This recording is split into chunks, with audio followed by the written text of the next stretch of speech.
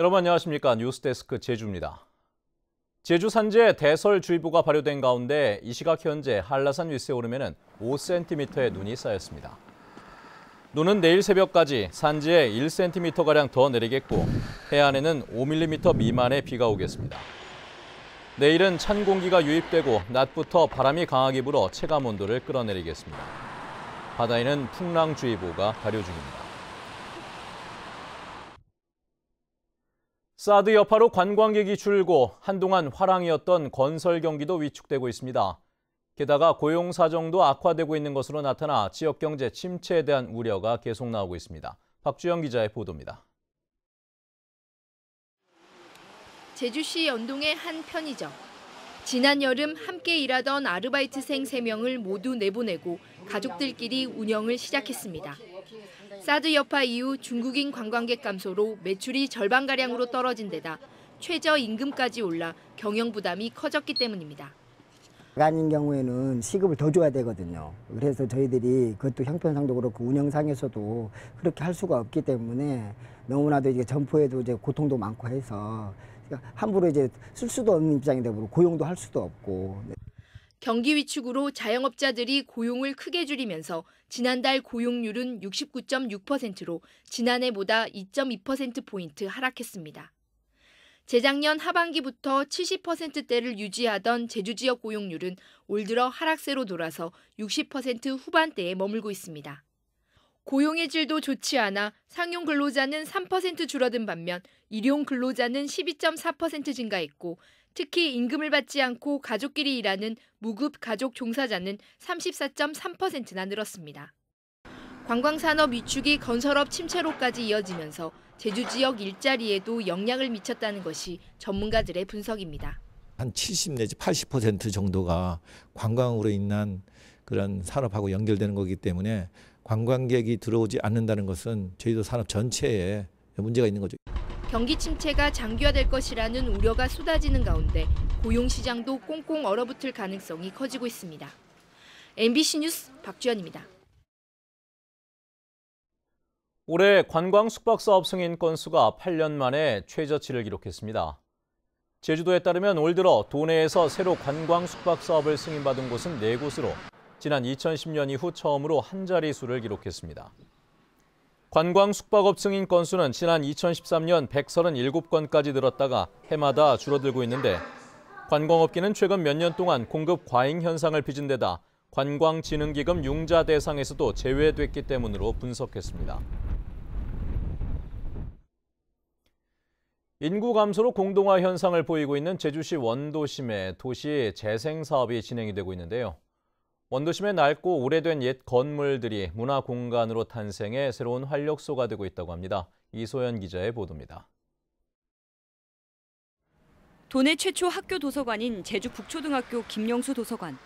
한옥식 목조기둥과 온돌방, 곳곳에 가득 꽂혀진 책들이 한눈에 들어옵니다. 창문 너머로 제주의 역사가 보이고 아이들이 편안하게 책을 읽을 수 있도록 아늑하게 꾸며졌습니다.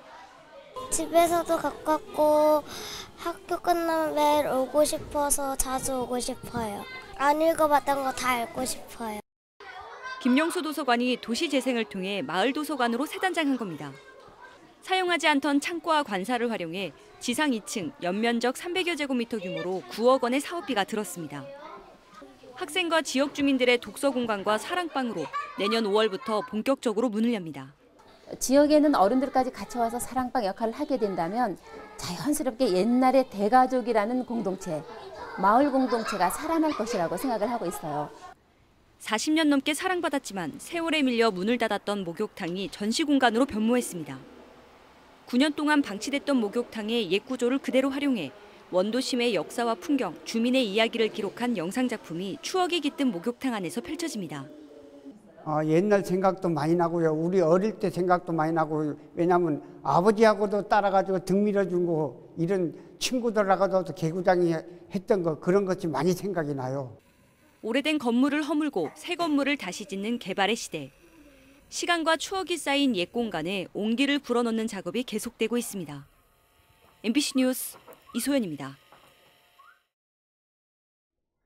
4.3 수용인 재심 사건에 대한 결심 공판이 내일 열립니다.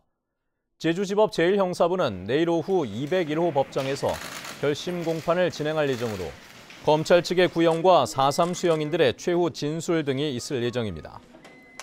검찰 측은 이번 결심 공판을 앞두고 재심 재판 피고인 18명에 대한 공소장 변경을 신청한 가운데 무죄의 구형 또는 법원의 적절한 판단을 바란다는 취지의 적의 판단 구형을 할 것으로 전망되고 있습니다. 제주도 교육청이 2019학년도 정시 모집 대학 진학 상담회를 개최했습니다. 이번 상담회에는 교육청 대학 진학 지원단 교사 18명이 참여해 자기소개서와 모의 면접 등 1:1 맞춤형으로 상담을 진행했습니다.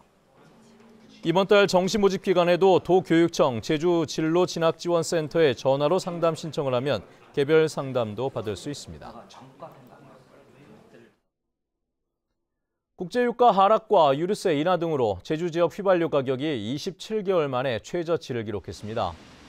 한국석유공사에 따르면 현재 제주에서 판매되는 보통 휘발유 가격은 전주보다 리터당 평균 30.4원 내린 1,447.36원으로 집계됐습니다. 이는 최근 6주 연속 하락한 가격으로 2016년 8월 이후 가장 낮은 것입니다.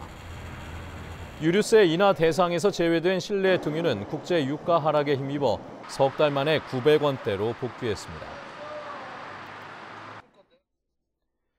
제주시는 담배꽁초를 차량 밖으로 버리거나 야산과 임야 등에 쓰레기를 무단 투기하는 행위를 신고하면 과태료 부과액의 10%를 신고자에게 포상금으로 지급합니다.